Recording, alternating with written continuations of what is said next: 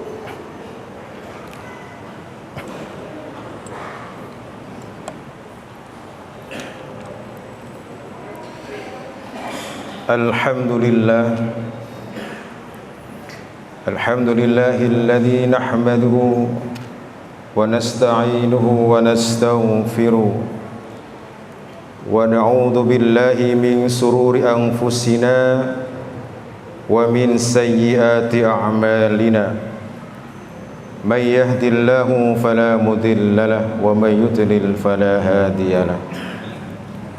Asyhadu an la ilaha illallah wahdahu la syarika lah wa asyhadu anna sayyidana wa nabiyyana Muhammadan abduhu wa rasuluhu la nabiyya ba'dah. Allahumma salli wa sallim wa barik ala nabiyyina Muhammad wa ala alihi wa sahbihi.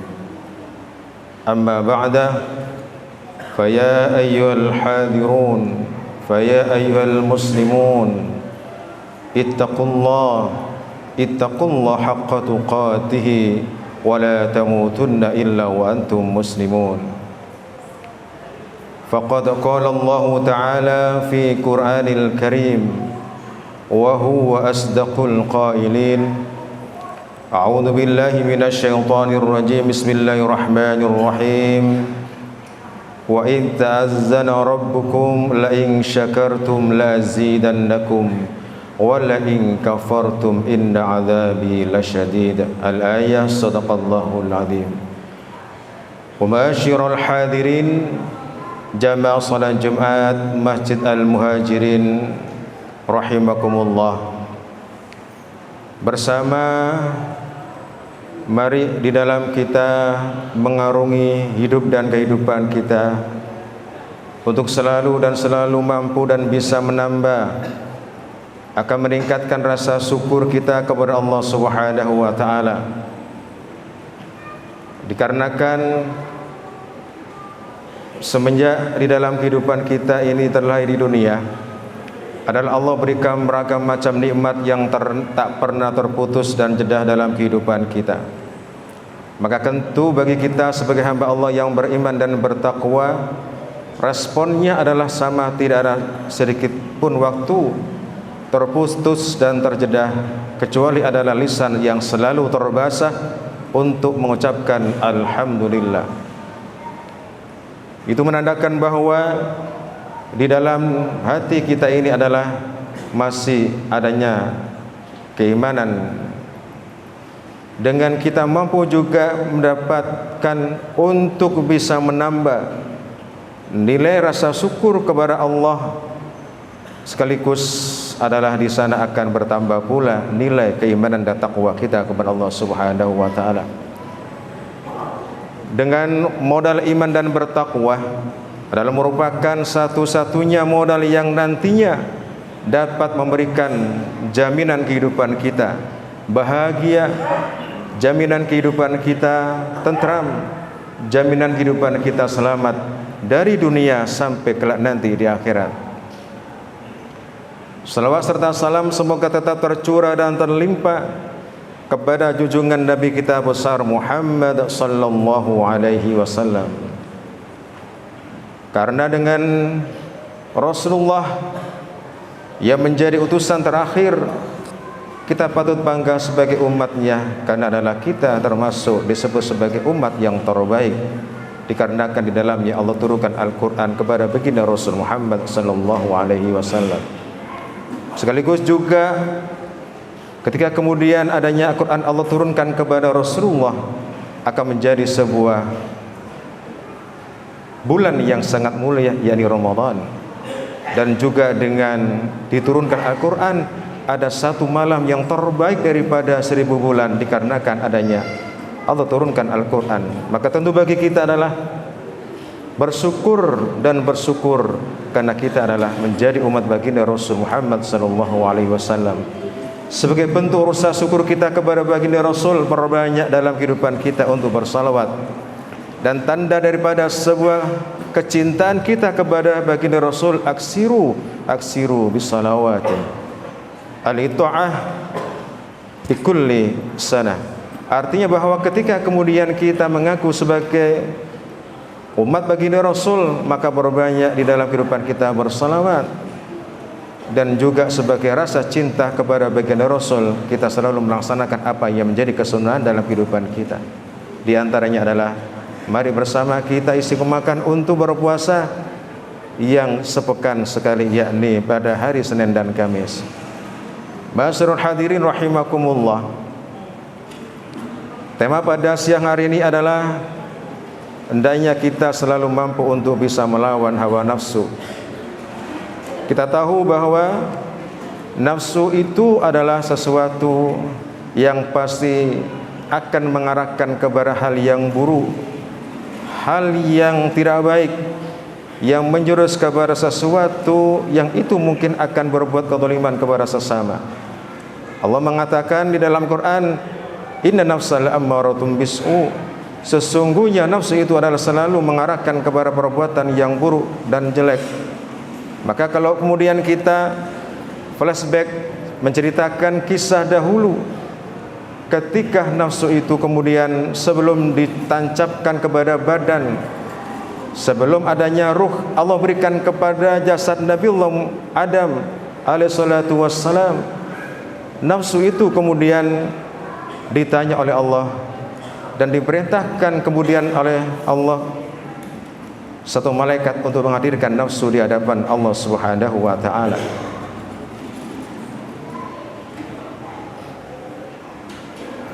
Ma'asyiral hadirin rahimakumullah, ceritanya adalah ketika itu sebelum nafsu dimasukkan pada jasad baginda Nabiullah Adam alaihissalatu wassalam, lalu kemudian nafsu itu ditanya, ya nafsu, man anta wa man ana, siapakah engkau dan siapakah diriku? Ana anta wa anta, aku adalah aku, engkau adalah engkau. Dengan jawaban yang sombong dan penuh dengan keangkuhan, maka kemudian malaikat Allah perintahkan untuk membawa nafsu, yakni diberikan hukuman.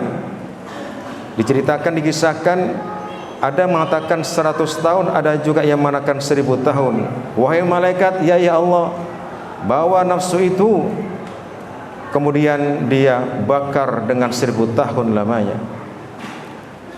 Selesai kemudian pada waktunya 1000 tahun, lalu kembalikan itu nafsu di hadapanku, wahai malaikat. Labbaik ya Allah. Ditanya ulang yang kedua kalinya, man anta wa man ana, wahai nafsu, siapakah engkau dan siapakah pula diriku? Ana anta wa anta, gue lu, begitu bahasa kita pada sekarang. Maka dengan sebuah pertanyaan yang kedua, yang juga dengan jawaban yang sama yang terlontar dari nafsu, maka kemudian Allah berikan hukuman yang kedua kalinya dengan membawa nafsu itu. Diperintahkan malaikat, wahai malaikat, ya Allah, cambuk dia dengan waktu 1000 tahun lamanya. Baik ya Allah. Kemudian pada akhirnya selesai 1000 tahun lamanya, dihadirkan kembali di hadapan Allah Subhanahu wa taala. Ya malaikat, ya Allah, hadirkan kembali nafsu itu di hadapanku. Baik ya Allah. Ya nafsu, man anta wa man ana, siapakah aku dan siapakah dirimu? Ana anta wa anta, aku adalah aku dan engkau adalah engkau. Dengan jawaban yang sombong, dengan keangkuhannya, maka kemudian Allah berikan hukuman yang ketiga kali, yakni benamkan dia nafsu itu di dasar lautan dengan waktu 1000 tahun lamanya. Baik ya Allah, kami akan lakukan perintahmu. Dibenamkan 1000 tahun, dicambuknya dengan 1000 tahun, dibakarnya juga dengan 1000 tahun. Maka selesai pada waktunya 1000 tahun, maka kemudian Allah perintahkan untuk dihadirkan kembali pada keempat kalinya. Ya malaikat, ya Allah, hadirkan kembali itu nafsu di hadapanku. Baik ya Allah. Maka kemudian pertanyaan yang keempat, ditanyalah kembali nafsu itu, ya nafsu, man ana wa man anta, siapa aku dan siapa dirimu? Ana wa anta. Tetap dengan jawaban yang dengan songong, dengan takabur dan sombongnya, dengan keangkuhan diri yang merasa selalu benar. Maka kemudian pada akhirnya Allah pun memberikan hukuman yang keempat kalinya. Ya malaikat, ya Allah, bawa itu nafsu, jangan kemudian kau berikan makan dan minum dengan panjang waktu 1000 tahun lamanya. Ma'asyiral hadirin rahimakumullah, itulah merupakan sebuah gambaran bahwa nafsu kita dahulu adalah begitu bengis, keji, sombong dan angkuh. Maka kemudian bagaimana kemudian mampu untuk bisa menundukkan nafsu kita, yakni dengan cara fayudayyiqu bis-shaum. Maka kemudian salah satu yang menjadikan nafsu agar bisa terdidik, bisa terarah pada jalan yang benar adalah dengan cara kita didik berpuasa. Maka tentu bagaimana kemudian bagi kita dengan menceritakan satu kisah tadi, kita ambil ibrah itu adalah bahwa salah satu di antara yang menjadikan mampu terkendali dan tidak menjadikan sombong dan angkuhnya nafsu yang ada di dalam diri kita adalah mari bersama kita biasakan istiqomah untuk melakukan puasa pada setiap pekannya. Ma'asyiral hadirin rahimakumullah, nafsu itu adalah seperti merupakan api yang jika dipelihara adalah bisa dengan bijak dan ia akan bisa mampu menerangi dalam kehidupan kita. Namun sebaliknya jika kemudian dibiarkan liar tak terkendali, ia akan menjadi bara api yang membakar habis segala kebaikan, menghanguskan segala amal kesolehan, bahkan kemudian mampu menyerumuskan kita ke dalam jurang kerugian dan menjadikan kita kepada sesuatu yang tak bertepih. Ma'asyiral hadirin rahimakumullah, betapa sering kita kemudian menyaksikan dalam kehidupan kita sehari-hari, bahkan mungkin kita merasa pernah mengalami dalam kehidupan kita sendiri bagaimana nafsu telah membutakan mata hati kita. Nafsu dunia menggelora, mempesona, hasrat untuk memiliki harta yang sebanyak-banyaknya, yang berlimpah tanpa kemudian menghiraukan adanya halal dan haramnya. Nafsu kekuasaan yang dapat memabukkan diri kita hingga kemudian tega untuk menginjak-injak harkat, martabat dan hak sesama. Nafsu syahwat yang menyesatkan. Banyak kemudian kisah yang selalu kita dikonsumsikan di televisi, adanya pemerkosaan. Yang pemerkosaan itu adalah bisa jadi adalah orang-orang tercinta, adik, kakak kandung sendiri, bahkan kemudian orang tua. Lihat betapa banyak orang-orang yang kemudian terjerumus dalam kubangan korupsi, walaupun dia adalah mereka, bahkan kita mungkin berkali-kali beribadah haji, mungkin berkali-kali ibadah umrah di kedua kota tanah suci, namun kemudian masih juga menjarah hak-hak orang yang itu dalam merupakan sebuah nafsu yang diumbar, yang kemudian dengan keserakahan itu dikarenakan kita tidak pernah mampu untuk bisa mengendalikan nafsu.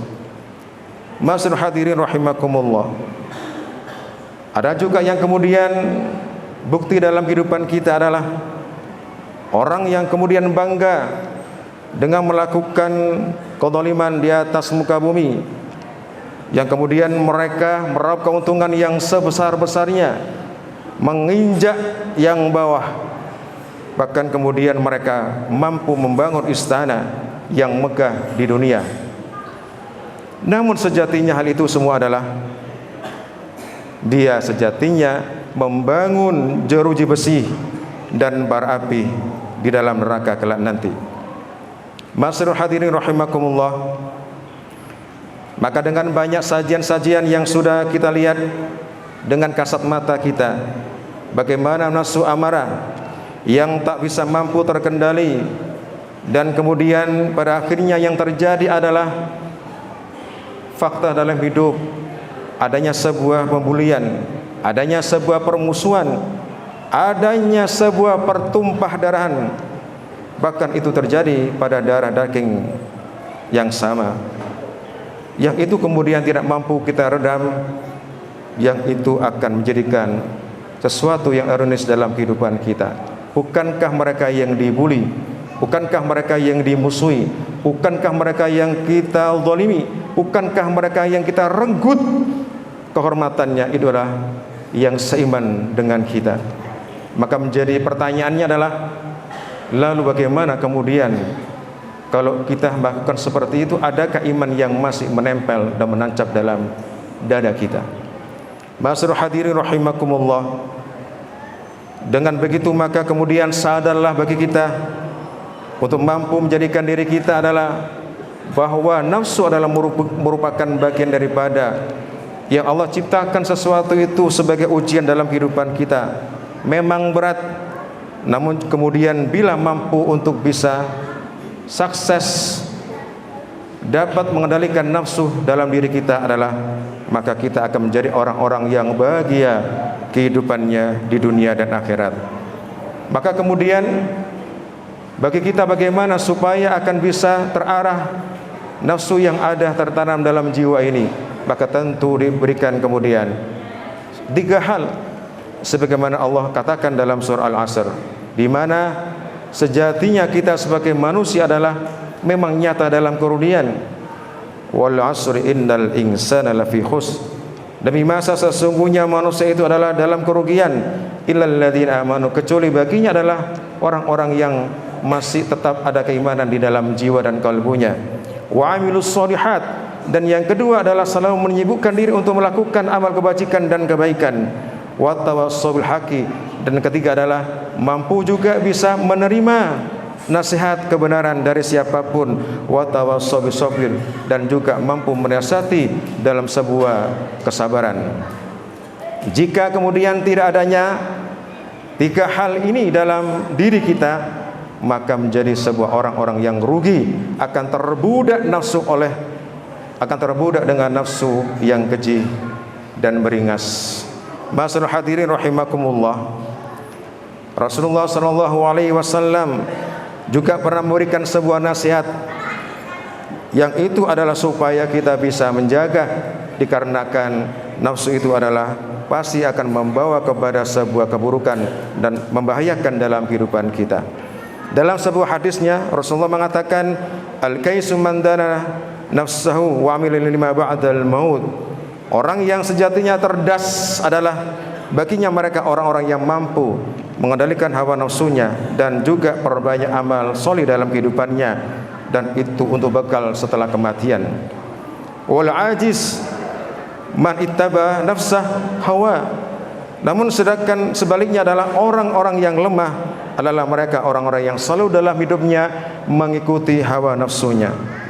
Ma'asyiral hadirin rahimakumullah, dengan satu hadis tadi adalah menjelaskan bahwa bagaimana seharusnya bagi kita untuk bersikap dengan penuh kecerdasan terhadap nafsu yang Allah berikan dalam diri kita, yang kemudian mampu mengekang semua kemauan hawa nafsu duniawi, yang kemudian di sana adalah selalu berlebihan untuk mencari tanpa menghiraukan hak milik siapa yang kemudian harusnya kita ambil, apakah kita punya atau bahkan orang lain. Allah mengatakan dalam Al-Quran, wala talbisu haqqa bil batil wa taqtumul haqqa wa antum ta'lamun.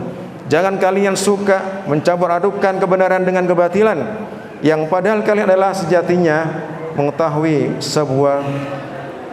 sebuah kebenaran. Banyak orang yang kemudian tahu bahwa itu adalah mencuri adalah haram, memperkosa adalah haram, membuli adalah perbuatan yang termasuk fasik dan sebagainya. Tapi kenapa putihnya masih banyak orang yang melakukan? Dikarenakan hawa nafsu adalah memobilisasi daripada hati yang ada, bukan sebaliknya. Bila sebaliknya, nafsu tunduk di bawah hati yang penuh dengan keimanan, pasti akan menuju jalan yang dalam kebenaran.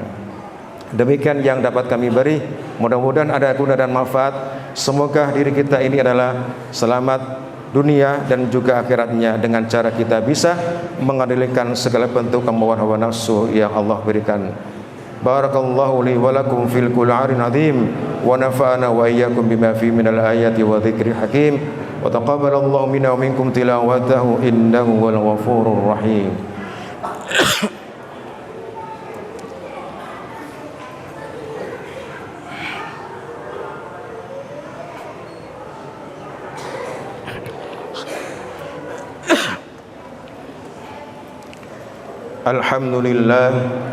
Alhamdulillahilladzi anzala as-sakinata fi qulubil mu'minin liyazdadu imanan ma'a imanihim walillahi junudus samawati wal ardi wa kana Allahu aliman hakima.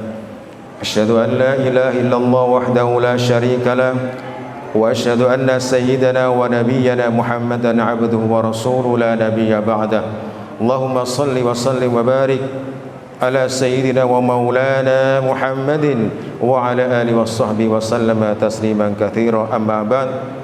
Fa ya ibadallah أوصيني وإياكم بتقوى الله فقد فاز من اتقى اعلموا أن الله أمركم بدأ في بنفسه وسن بملائكة كرسي إن الله وملائكته يصلون على النبي يا أيها الذين آمنوا صلوا عليه وسلموا تسليما اللهم اغفر للمؤمنين والمؤمنات والمسلمين والمسلمات الأحياء منهم والأموات إنك قريب مجيب الدعوات وقاضي الحاجات وغفر الذنوب والخطيئات يا أرحم الراحمين ربنا ظلمنا أنفسنا وإن لم تغفر لنا وترحمنا لنكونن من الخاسرين ربنا اغفر لنا ولإخواننا الذين سبقونا بالإيمان ولا تجعل في قلوبنا إلا للذين آمنوا ربنا إنك رؤوف رحيم اللهم يا الله اللهم اختم لنا يا الله بخاتمة السعادة يا الله بجاه سيدنا محمد صلى الله عليه وسلم وبحسن الخاتمة